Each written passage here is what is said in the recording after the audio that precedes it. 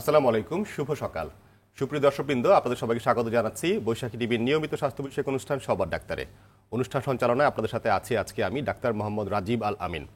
আপনারা জানেন আমাদের সবার ডাক্তার অনুষ্ঠানটির লক্ষ্য উদ্দেশ্যই হচ্ছে অপচিকিৎসা এবং অপচিকিৎসককে প্রতিহত করা এবং সাধারণ জনগণকে স্বাস্থ্য বিষয়ক সচেতনতা তৈরি করা।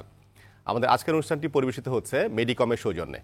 আপনারা জানেন প্রতিদিনই আমরা একটি করে স্বাস্থ্য বিষয়ক সমস্যা নিয়ে আলোচনা করে থাকি বা আমাদের সাথে সেটে উপস্থিত থাকেন একজন করে বিশেষজ্ঞ অতিথি চিকিৎসক।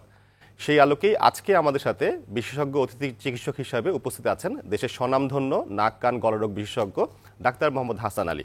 আমি ডাক্তার মোহাম্মদ হাসান আলীকে বৈশাখী টিভির সেটে স্বাগত জানাচ্ছি এবং সবার ডাক্তার অনুষ্ঠানের পক্ষ থেকে আন্তরিক শুভেচ্ছা ও অভিনন্দন জানাচ্ছি। আপনাকে অসংখ্য ধন্যবাদ আমাকে আমন্ত্রণ জানানোর জন্য, এবং আপনার মাধ্যমে বৈশাখী টেলিভিশনের সমস্ত দর্শক শ্রোতাদেরকে জানাই অভিনন্দন এবং শুভেচ্ছা। ধন্যবাদ। যেহেতু আমরা নাক কান গলারোগ বিশেষজ্ঞের সাথে আলোচনা করব, আমাদের আজকের আলোচনার বিষয় হচ্ছে খুবই সাধারণ একটি বিষয়। আমরা প্রতিনিয়তই এই বিষয়টি উপলব্ধি করি, আমরা এটাকে অনুধাবন করি। বিষয়টি হচ্ছে নাক ডাকা। নাক ডাকাকে আমরা স্নোরিং বলি আমাদের ভাষায়। নাক ডাকা একটি শব্দময় ঘাতক আমাদের আজকের আলোচনার বিষয়। আমি আমার কথা না বাড়িয়ে আমি মূল আলোচনা চলে যেতে চাচ্ছি। প্রথমেই জানতে চাইব, মানুষ আসলে কেন নাক ডাকে? আসলে দেখুন, আমাদের বেঁচে থাকার জন্য আমাদের শ্বাস নিতে হয়, এবং আমাদের শ্বাসনালীর কিন্তু আমি যদি একদম জনগণের ভাষায় সাধারণ ভাষায় যদি আমি বলি, আমাদের শ্বাসনালীকে উইন্ড পাইপ বা একটা বায়ুপূর্ণ বাতাস, বায়ুপূর্ণ নালী একটা, যদি এই নালীটা কোনো কারণে সরু হয়ে যায়, তখন আপনি যখন বাতাস শ্বাস নেবেন তখন কিন্তু বাতাস বিভিন্ন জায়গা বাধাপ্রাপ্ত হবে। যেমন একটা বাঁশি কেন বাজে? একটা সরু ছিদ্রের ভিতর দিয়ে অনেক জোরে বাতাস প্রবাহিত করতে হয়, এই জন্য বাঁশি কিন্তু বাজে। যদি আপনি মোটা একটা পাইপে ফু দেন তাহলে কিন্তু বাজবে না। ঠিক তদ্রূপ আপনার নাক থেকে ফুসফুস পর্যন্ত যে এয়ারওয়েটা আছে বা শ্বাসনালী আছে, এর কোথাও যদি আপনার সরু হয়ে যায় বা বাতাস চলাচলে যদি কম্পন সৃষ্টি হয়, বাধার সৃষ্টি হয়, তাহলে কিন্তু নাক ডাকবে।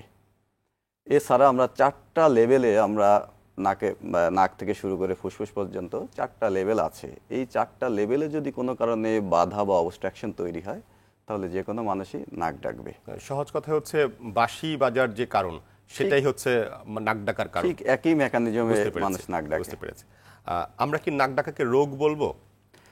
এটি নিয়ে অনেক কন্ট্রোভার্সি আছে। অনেকে নাক ডাকাকে রোগ বলে, অনেকে বলে এটা একটা হেলথ কন্ডিশন, আবার অনেকে বলে যে আমরা যেটা বলতে চাই সেটা হচ্ছে নাক ডাকা একটা সাধারণ সমস্যা হলেও আপনার এটা অন্য রোগের লক্ষণ। আমরা তখনই নাক ডাকাকে রোগ বলবো যখন আপনার নাক ডাকছেন, নাক ডাকতে ডাকতে হঠাৎ করে আপনার শ্বাস বন্ধ হয়ে যাচ্ছে, যেটাকে আমরা একটা সিভিয়ার মেডিকেল কন্ডিশন বলি, অবস্ট্রাকটিভ স্লিপ অ্যাপনিয়া।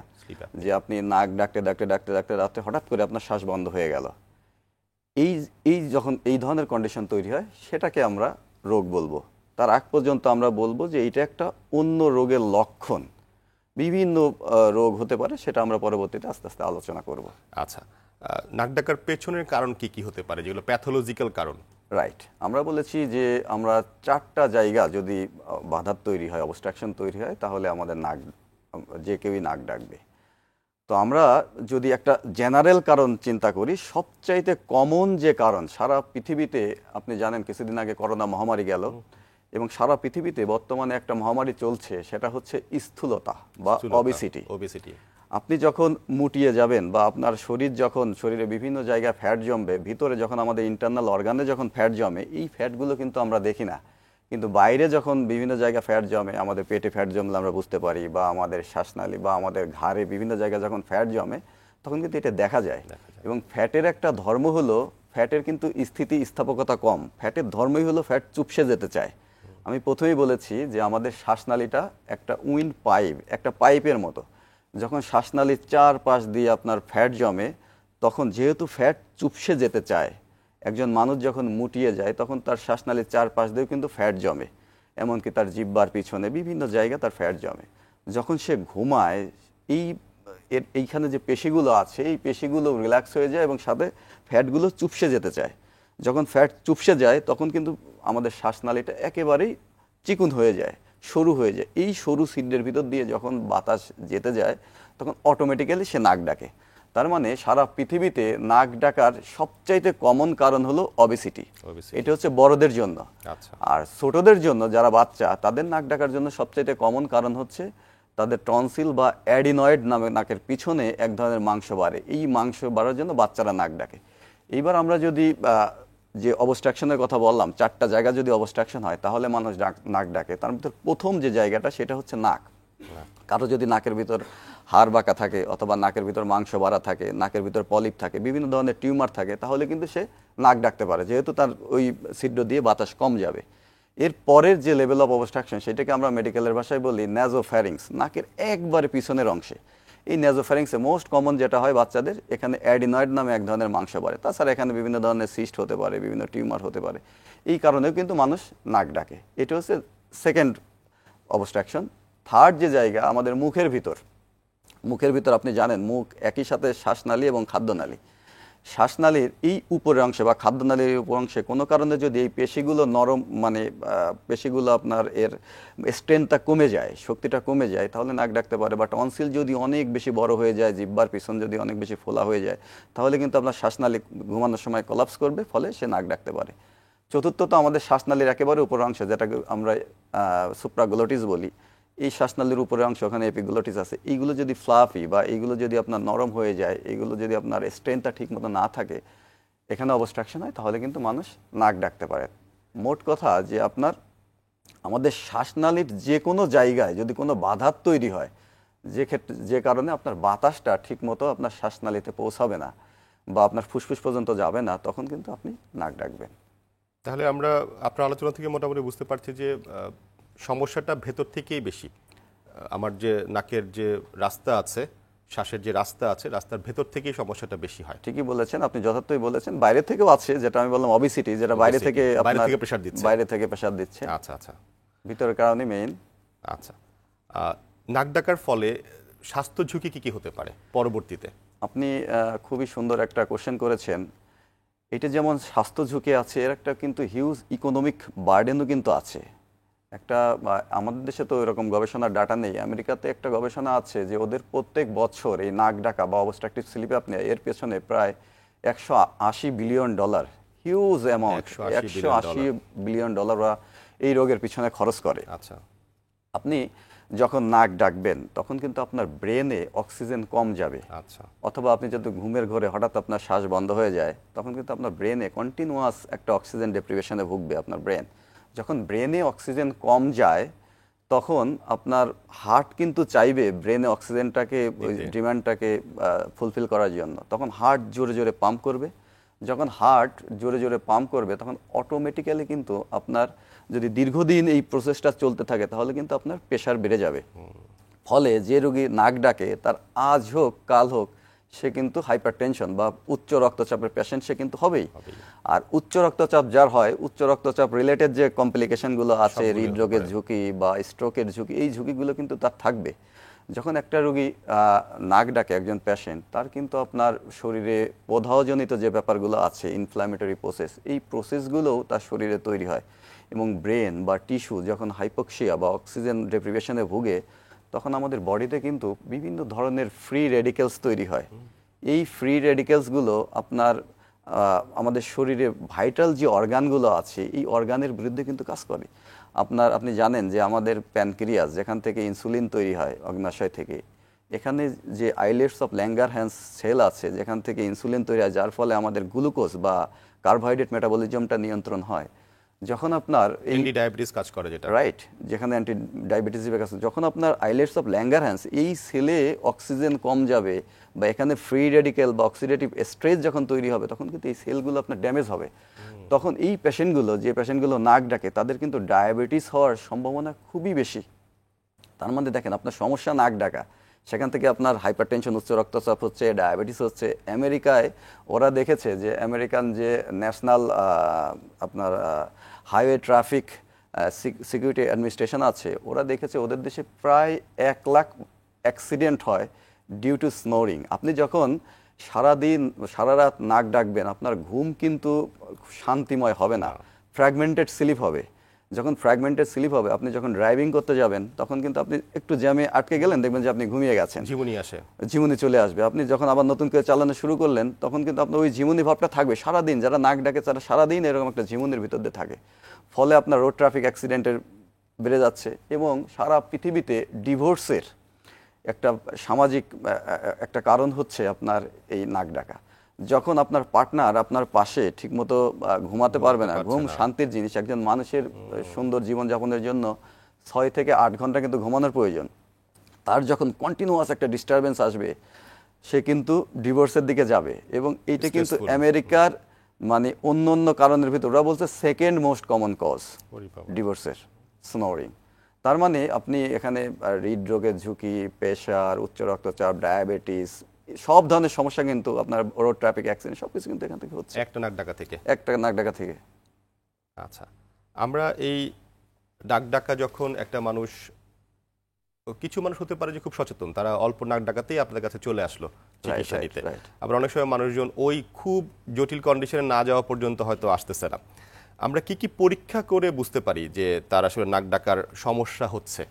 কোনো নাক ডাকার যে রোগগুলো বা নাক ডাকার পেছনের কারণগুলো বের করার কি কি পরীক্ষা আছে আপনাদের কাছে? দেখুন, আপনি খুবই সুন্দর কোশ্চেন করেছেন। একটা পেশেন্ট যখন আমাদের কাছে নাক ডাকার সমস্যা নিয়ে আসে, এই রোগটাকে নির্ণয় করার জন্য আমাদের এই রোগটাকে নিয়ন্ত্রণ করার জন্য আমাদের 3টা জিনিসের প্রয়োজন।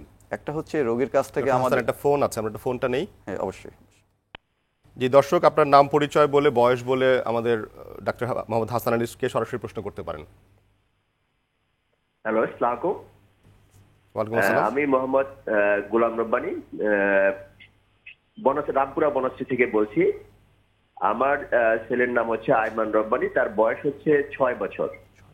সে ছোটবেলা থেকেই দেখা যাচ্ছে যে রাতে মানে ঘুমানোর সময় হচ্ছে ঠিকমতো ঘুমাতে পারে না, মুখ হা করে ঘুমায় এবং নিঃশ্বাস নিতে সমস্যা হয়। এবং কিছুদিন আগে ডাক্তার দেখালাম, ওখানে কিছু টেস্ট দিয়েছে, সেখানে সে ডাক্তার সাহেব বললেন যে এডিনয়েডের সমস্যা আছে, সেটা হচ্ছে প্রথম পর্যায়ে। কিন্তু এখনো মানে প্রতিদিন যে ঘুমায়, মানে ঘুম হয় না, মনে হচ্ছে যে বা কোনো যে কথা বলে বা শব্দগুলো মনে হয় যে স্পষ্ট হয় না। পড়াতে বসতে গেলে দেখেছি যে তার মানে এটা ভালো লাগে না, মানে সে হয়তো পড়তে চাচ্ছে না, মানে কথা বললে কথাগুলো মনে হয় একটু বেজে যায়, এরকম সমস্যা আর কি। এখন এটা থেকে মানে আসলে আমাদের কি করণীয়? আমরা ওষুধ খাওয়াচ্ছি, এমনি কিছু ওষুধ দিয়েছি, অ্যান্টিবায়োটিক দিয়েছিল, এখন কিছু ভিটামিন দিয়েছে, মানে এগুলো খাচ্ছে, কিন্তু আসলে মানে ইমপ্রুভ হচ্ছে না আর কি। জি doctor Hasan Ali, thank you very much. আপনি খুব সুন্দর একটি কোশ্চেন করেছেন। আমরা আলোচনার শুরুতেই কিন্তু বলেছি যে নাক ডাকার বাচ্চাদের সবচাইতে কমন কারণ হচ্ছে অ্যাডিনয়েড বা নাকের পিছনে যে মাংস থাকে, এই মাংস যদি কোনো কারণে বেড়ে যায় তাহলে বাচ্চারা নাক ডাকে। তো আমাদের নাকের পেছনে যে মাংস বাড়ে অ্যাডিনয়েড, এই অ্যাডিনয়েডের 4টা গ্রেড আছে, গ্রেড 1, 2, 3, 4। আপনার ওখানে একটা এক্সরে করে দেখতে হবে যে আসলে আপনার কোন গ্রেডে আছে আপনার বাচ্চার, যেহেতু 6 বছর বলেছেন, কোন গ্রেডে আছে। ইউজুয়ালি গ্রেড 1 এবং 2, সেক্ষেত্রে অপারেশনের সেরকম প্রয়োজন হয় না। আমরা কিছু অ্যান্টিস্টামিন বা স্টেরয়েড গ্রুপের স্প্রে ব্যবহার করি। এগুলো ব্যবহার করলে আস্তে আস্তে অ্যাডিনয়েড ছোট হয়ে যায়। ইউজুয়ালি অ্যাডিনয়েড জন্মের পর থেকে আস্তে আস্তে বড় হয়, 7 বছর পরে এটা একটা পিক লেভেলে পৌঁছায়, 15 বছর হলে এটা আস্তে আস্তে অ্যাট্রফি হয়ে একদম সহনীয় পর্যায়ে বা নাই হয়ে যায়। কিন্তু যদি গ্রেড 3 এবং 4 হয়, এয়ারওয়ে, গ্রেড 3 হচ্ছে এয়ারওয়ে বা শ্বাসনালীটা পরিপূর্ণভাবে বন্ধ হয়নি, একটু খোলা আছে। আর গ্রেড 4 মানে পরিপূর্ণভাবে বন্ধ হয়ে গেছে। ইউজুয়ালি গ্রেড 3 এবং গ্রেড 4 এটা আপনার ওষুধের মাধ্যমে কাজ হয় না, এক্ষেত্রে আমাদের সার্জারির প্রয়োজন হয়। খুবই সেফ সার্জারি বাংলাদেশে আছে, আমাদের নাক কান গলা সার্জন বা আমরা করছি। এই অপারেশন করলে আপনার বাচ্চা যদি 3 এবং 4-এ থাকে, একেবারে পরিপূর্ণ নাক ডাকার সমস্যা আপনার সমাধান হয়ে যাবে এবং তার ঘুমের যে প্যাটার্ন, এটা ফিরে আসবে, মুখ দিয়ে হা করে শ্বাস নেয় বা লালা পড়ে, এই সমস্যা থেকে সে মুক্তি পাবে। তো আমরা যেটা নিয়ে আলোচনা করছিলাম, আমরা দর্শক আশা করি আপনি আপনার উত্তর পেয়েছেন। কি কি পরীক্ষা করে আমরা বুঝতে পারি নাক ডাকার প্যাথোলজিগুলো? আমরা যখন আমাদের কাছে একজন নাক ডাকা রোগী আসে, প্রথমে আমাদের রোগ নির্ণয় করার জন্য আমাদের সবার আগে যেটা প্রয়োজন হয়, রোগের একটা বিস্তারিত ইতিহাসের প্রয়োজন হয়, প্রপার একটা হিস্ট্রি প্রয়োজন হয়। তারপরে আমরা কিছু ক্লিনিক্যাল এক্সামিনেশন করি টেস্টের আগে। ক্লিনিক্যাল এক্সামিনেশনের পরে আমরা কিছু ইনভেস্টিগেশন করি। ক্লিনিক্যাল এক্সামিনেশনের ভিতরে সবচেয়ে গুরুত্বপূর্ণ হচ্ছে নাক কান গলা, এটা খুব ভালো মতো দেখা। আমরা সরাসরি আলো ফেলে দেখতে পারি, অথবা আমাদের কাছে এখন খুবই আধুনিক যন্ত্র আছে, এন্ডোস্কোপ বলে। আমরা নাকের ভিতর রড দিয়ে আমরা পুরো নাকের ডিটেলস নিতে পারি, নাক এবং নাকের পিছনে, এখানে কোনো প্যাথোলজির জন্য সে নাক ডাকছে কিনা। অথবা আমরা মুখের ভিতর এই রডটা দিয়ে আমরা দেখতে পারি যে তার মুখের ভিতর কোনো সমস্যা আছে কিনা, বা শ্বাসনালীর উপরে আমরা ফ্লেক্সিবল এই এন্ডোস্কোপ দিয়ে দেখতে পারি যে শ্বাসনালীর ভিতরে তার কোনো সমস্যা আছে কিনা। আচ্ছা, আমি আপনাকে একটু যদি থামাই, যে এন্ডোস্কোপি বলতে তো আমরা আগে আসলে বুঝতাম শুধু খাদ্যনালীর মধ্যে একটা টিউব দিবে এবং এটা একটু অনেক সময় পেইনফুল হয়, রোগীরা বিব্রত বোধ করে। এখানে কি ব্যাপারটা এরকম? না, এখানে আসলে একেবারেই পেইনের কিছু নাই, এবং আমরা এটা করার আগে, এন্ডোস্কোপি করার আগে আমরা নাকে একটা লোকাল স্প্রে দিয়ে নিই, ফলে পেশেন্টের একেবারেই ডিসকমফোর্ট হয় না এবং পেশেন্ট খুব কোঅপারেটিভ হয়। এবং আমরা একটা সিম্পল এক্সরে করে আমরা দেখতে পারি যে তার নাকে বা নাকের পিছনে বা শ্বাসনালী অন্য কোথাও তার কোনো মাংস বা কোনো টিউমার হয়েছে কিনা, অ্যাডিনয়েড, যেটা খুব সুন্দর কিন্তু দেখা যায় যে কোন গ্রেডে আছে, কতটুকু আছে।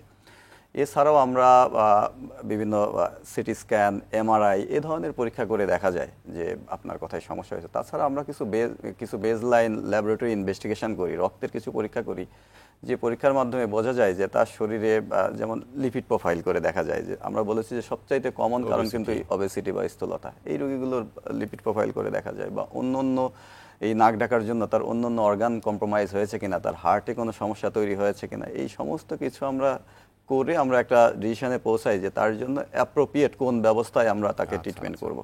আচ্ছা, সেটাই আমরা আসতে যাচ্ছিলাম যে নাক ডাকা প্রতিকারে আসলে কি কি চিকিৎসা পদ্ধতি আছে? দেখুন, সবসময় প্রতিকার হচ্ছে বেস্ট, ট্রিটমেন্ট থেকে প্রতিকার বেস্ট। আমরা সবসময় প্রতিকারের উপরই জোর দিই। আমরা যেহেতু বলেছি যে নাক ডাকার সবচাইতে কমন কারণ হচ্ছে স্থূলতা বা অবিসিটি, সেই জন্য আমরা ট্রিটমেন্ট যদি আমি বলি, সর্বপ্রথমে যেটা বলবো যে ওজন কমান, দ্বিতীয়ত যেটা বলবো সেটাও আমি বলবো ওজন কমান, তৃতীয়ত যদি আমি বলি তাহলে ওজন কমান। ডক্টর হাসান আলী, আমাদের আরেকটা ফোন আছে, আমরা আচ্ছা ফোনটি কেটে গেছে, ঠিক আছে, আমরা আলোচনা থাকি। ওকে, থ্যাংক ইউ। তো আমরা যদি ওজন কমাইতে পারি তাহলে কিন্তু অটোমেটিক্যালি তার শরীরের ফ্যাট যেহেতু কমে যাবে, ফলে তার শ্বাসনালীর যে কলাপসিবিলিটি, শ্বাসনালী যে তার চুপসে যায়, এটা কমে যাবে, ফলে তার নাক ডাকা বন্ধ হয়ে যাবে। এবং এই ওজন কমানোর জন্য আপনি পরিমিত বিশুদ্ধ সুষম খাদ্য খেতে পারেন, এবং আপনি ফ্যাট জাতীয় খাবার পরিহার করবেন। এবং আরেকটা জিনিস খুবই গুরুত্বপূর্ণ, যাদের আপনার শ্বাসনালী কলাপস করে তাদের আমরা বলি যে আপনারা স্মোকিং, ধূমপান করবেন না, এবং অ্যালকোহল অবশ্যই ঘুমানো যাওয়ার আগে কোনো স্মোকিং করা যাবে, অ্যালকোহল বা মদ পান করা যাবে না। অ্যাটলিস্ট যারা করে, আমাদের দেশে তো এই হ্যাবিটটা কম, যারা করে তাদেরকে আমরা বলি যে আপনি ঘুমানো যাওয়ার কমপক্ষে 4 ঘন্টা আগে যদি করতেই হয় তাহলে করবেন। আমরা কখনো এটা সাজেস্ট করি না, তারপরেও যারা করে তার কমপক্ষে 4 ঘন্টা। কারণ যখন আপনি এই জিনিসগুলো ব্যবহার করেন, অথবা অনেকে ঘুমের ওষুধ ব্যবহার করে, ঘুম হয় না বলে স্ট্রেসে থাকে, যারা নাক ডাকে তাদের জন্য আমরা একেবারেই বলি যে আপনি ঘুমের ওষুধ ব্যবহার করবেন না। এবং বাতাস, রুমের বাতাসটাকে হিউমিডিফাই করা, বাতাসটাকে কন্ডিশনিং করাও কিন্তু একটা গুরুত্বপূর্ণ কাজ। আপনার যারা নাক ডাকে তাদের প্রতিকারের জন্য আমরা বলি যে আপনার রুমের পরিবেশটা ঠিক করার জন্য তারা সিম্পল রুমে একটা হিউমিডিফায়ার ব্যবহার করতে পারে। এখন বিভিন্ন কম দামে 200-300 টাকায় কিন্তু হিউমিডিফায়ার পাওয়া যায়। আপনি পানির ভিতর পানি দিয়ে ইলেকট্রিক লাইন দিয়ে রাখলেন, অটোমেটিক আপনার রুমের কন্ডিশনটাকে করবে, এয়ার কন্ডিশনিং করবে। অথবা আপনি যদি এটাও না থাকে, আপনি কেটলিতে পানি দিয়ে আপনি রাখলেন, ওখান থেকে যে ভ্যাপার বের হবে আপনার রুমের কন্ডিশনিংটা কিন্তু এয়ারটাকে পিউরিফাই করবে, ফলে আপনার নাক ডাকার প্রবণতা কমে যাবে। আরেকটা গুরুত্বপূর্ণ যেটা, যারা নাক ডাকে চিত হয়ে শুলে, আপনি যদি চিত হয়ে শোন তাহলে কিন্তু আপনার শ্বাসনালী কলাপস করার চান্সটা বেশি হয়। সেই জন্য আপনি যে কোনো এক কাতে, বাম বা ডান কাতে ঘুমাইতে পারেন। যদি বাম বা ডান কাতে ঘুমান সেক্ষেত্রে কিন্তু আপনার এটা কমে যাবে। আপনি আর একটা পদ্ধতি অবলম্বন করতে পারেন, আপনি কিন্তু সারা রাত এক কাতে ঘুমাইতে পারবেন না, অটোমেটিক আপনি চিত হয়ে যাবেন বা পার্শ্ব পরিবর্তন করতে হয়। সেই জন্য আপনি আপনার কোমরে যদি একটা টেনিস বল পিছনে কোনো রকম বেঁধে আপনি শোন, যখন আপনি অটোমেটিক চিত হয়ে শুতে যাবেন, অটোমেটিক কিন্তু ও সিগন্যাল দিবে যে না তুমি চিত হয়ে যাও। তখন কিন্তু আপনার ওই দেখবেন যে এক কাতে ঘুমানো লাগছে। এই অভ্যাস হলে আপনার নাক ডাকা কিন্তু কমে যাবে। এছাড়া আপনি যাদের সার্জিক্যাল কজ আছে, যাদের সার্জিক্যাল, আমি বলেছি যদি নাকের হাড় বাঁকা থাকে, নাকের ভিতরে মাংস বাড়া থাকে, নাকে পলিপ থাকে, অথবা যে বাচ্চাদের অ্যাডিনয়েড গ্রেড 3-4 অ্যাডিনয়েড থাকে, তাহলে কিন্তু তাদের সার্জারির প্রয়োজন হয়। একটা কমন সার্জারি আমরা বড়দের করে থাকি, সেটা হচ্ছে সার্জারির আগে। আর একটা কথা আপনাকে না বললেই নয়, সেটা হচ্ছে আমরা যখন একটা রোগীর সার্জারির চিন্তা করি, যে সার্জারি করে তার এই অবস্ট্রাকশনটা আমরা রিলিভ করব, তার আগে আমাদের অনেক কিছু চিন্তা করতে হয় যে সার্জারির আগে অন্য কোনো ট্রিটমেন্ট দেওয়া যায় কিনা। একটা বৃদ্ধ মানুষ, তার ওজন বেড়ে গেছে, অনেক বেশি ওজন, তার হার্টের সমস্যা আছে, কিডনিতে সমস্যা আছে, বা তার স্ট্রোকের হিস্ট্রি আছে, সে কিন্তু সার্জারিতে যেতে পারবে না। তাদের জন্য খুব আধুনিক ট্রিটমেন্ট আছে, সিপ্যাপ মেশিন নামে এক ধরনের সিপ্যাপ মেশিন ব্যবহার করতে পারে। যদি সিপ্যাপ মেশিন সে ব্যবহার করে তাহলে কিন্তু তার অক্সিজেনের যে লেভেল ঘুমানোর সময় প্রয়োজন হয়, এই অক্সিজেনের লেভেল কিন্তু তার ঠিক থাকবে। এবং এই জিনিসগুলো কিন্তু আমরা ওই যে ইনভেস্টিগেশন আমরা বলেছিলাম যে কিভাবে নির্ণয় করি, আমরা পলিসোমনোগ্রাফি বা ডাইস করে আমরা দেখতে পারি যে কোথায় কোথায় অবস্ট্রাকশন আছে। এই সিপাপ মেশিন ব্যবহার করলে এই অবস্ট্রাকশন যেখানে আপনার বাধা আছে, বাতাস চলাচলে বাধা হয়, ওই অবস্ট্রাকশনটা আপনার অটোমেটিক্যালি খুলে যাবে। ফলে সে কিন্তু রাত্রে খুব শান্তিময় একটা ঘুম দিতে পারবে। এরপরে আমরা সার্জারির চিন্তা করি। সার্জারির ক্ষেত্রে যে কমন যে যে জায়গায় অবস্ট্রাকশন হয়েছে, নাকের হাড় বাঁকা, মাংস বাড়া বা পলিপ আছে, টিউমার আছে, নাকের পিছনে বাচ্চাদের একটা কমন কজ যেমন গ্রেড 3 এবং 4 অ্যাডিনয়েডে আমরা সার্জারির কথা বলি। অথবা একটা খুব কমনলি প্র্যাকটিস সার্জারি হচ্ছে ইউথেরাপি, আমরা যেটাকে বলি ইউভুলোপ্যালাটো ফ্যারিঙ্গোপ্লাস্টি। আমরা মুখের ভিতর আলজিব্বা, টনসিল বা জিব্বার পিছনের যে অংশ আপনার ফুলে যায়, ফুলে গিয়ে শ্বাসনালী বন্ধ করে দেয়, অথবা আপনার শ্বাসনালীর সাইডের যে অংশ এটাই বেসিক্যালি কোলাপস করে, ফলে আপনার নাক ডাকে, এখানে ভাইব্রেশনটা তৈরি হয়। আমরা এই পুরো জিনিসটাকে মানে শক্তিশালী করে দিই, স্ট্রেনথেন করে দিই, ফলে এই পেশেন্টগুলো নাক ডাকা কমে যায়। আচ্ছা, একটা খুব সাধারণ প্রশ্ন আসে আমাদের কাছে সবসময়, সেটা হচ্ছে যে কিছু কিছু মানুষ আছেন যারা শুধুমাত্র শীতকালে নাক ডাকেন, রাইট। অন্য সময়ে, বছর অন্য সময় তার এই নাক ডাকার সমস্যা থাকে না, এইটার কারণ কি? খুবই ভালো একটা কোশ্চেন করেছেন। যে শীতকালে আপনি জানেন যে আমাদের বাতাসে বিভিন্ন ধরনের পোলেন, এই জিনিসগুলো, ধুলাবালি, এই জিনিসগুলো বেড়ে যায়। যখন যাদের নাক ডাকার সমস্যা আছে তাদের অনেক সময় অ্যালার্জির সমস্যা থাকতে পারে। যখন আপনার এয়ারওয়েতে অ্যালার্জিক কোনো স্টিমুলাস হয় বা ধুলাবালি যখন এয়ারওয়েতে যায়, এবং শীতকালে আমাদের নাকের ভিতর যে চামড়াগুলো আছে সেটাকে আমরা মিউকোজা বলি বা সেলেস্টা জিল্লি বলি, এই সেলেস্টা জিল্লির হাইপার সেন্সিটিভিটি হয়। তখন এই জায়গা আপনার ইডিয়ামা বা ফুলে যায়, শ্বাসনালীগুলো যখন ফুলে যায়, অ্যালার্জিক রিয়াকশন হয়, জায়গাটা কিন্তু অটোমেটিক্যালি শুরু হয়ে যায়। সেই জন্য শীতকালে যারা নাক ডাকেন তাদের আমরা বলি যে আপনি মানে নেজাল যে হাইজিনগুলো আছে এইগুলো আপনি মেনটেন করবেন। এমনকি আপনি নাক ঘুমানো যাওয়ার আগে নাকটা কিন্তু ওয়াশ করা যায়, সাইনাস ওয়াশ করা যায়, নর্মাল স্যালাইন বাজারে একদম অ্যাভেলেবেল পাওয়া যায়। ঘুমানো যাওয়ার সময় আপনি নাকটা একটু স্প্রে করে নাকটা পরিষ্কার করে ঘুমাইলেন, অথবা অ্যান্টিহিস্টামিন ওষুধ খেলেন, এটা খেলে কিন্তু আপনার নাক ডাকা কমে যাবে। অনেকের আছে নাকের শ্বাস নেয় যখন নাকের সামনের যে অংশ আমাদের, এই অংশ কোলাপস করে। সিম্পল একটা ডিভাইস আছে এলার ডাইলেটর, জাস্ট এখানে ব্যবহার করলে শ্বাসনালী এটা প্রসারিত হয়ে থাকে, ফলে কিন্তু সে নাক ডাকবে না। বাংলাদেশে কিন্তু এই ধরনের রোগ অনেক আছে, অনেক রোগ। আচ্ছা, তাহলে আমাদের বর্তমান বাংলাদেশে এই বিষয়ক গবেষণা আছে, চিকিৎসাও আছে। ধন্যবাদ ডক্টর মোহাম্মদ হাসান আলীকে ওনার ব্যস্ত সময় থেকে আমাদেরকে এই সময় দেওয়ার জন্য। আপনাকে আবারও আন্তরিক শুভেচ্ছা ও ধন্যবাদ জানাচ্ছি। সম্মানিত দর্শকবৃন্দ, আশা করি আমাদের আজকের যে অনুষ্ঠান নাক ডাকা একটি শব্দময় ঘাতক, এই বিষয়ে যে আমরা আলোচনা করলাম ডক্টর মোহাম্মদ হাসান আলীর সাথে, আপনারা এই আলোচনায় উপকৃত হয়েছেন। আমাদের পরবর্তী অনুষ্ঠান প্রচারিত হবে আগামীকাল সকাল 9টায়। সে পর্যন্ত আমি বিদায় নিচ্ছি। আপনারা সবাই সুস্থ থাকুন, নিরাপদ থাকুন এবং যে কোনো স্বাস্থ্য বিষয়ক সমস্যায় শুধুমাত্র Bangladesh medical and dental council কর্তৃক পূর্ণ নিবন্ধনপ্রাপ্ত MBBS চিকিৎসকের শরণাপন্ন হবেন। ধন্যবাদ সবাইকে।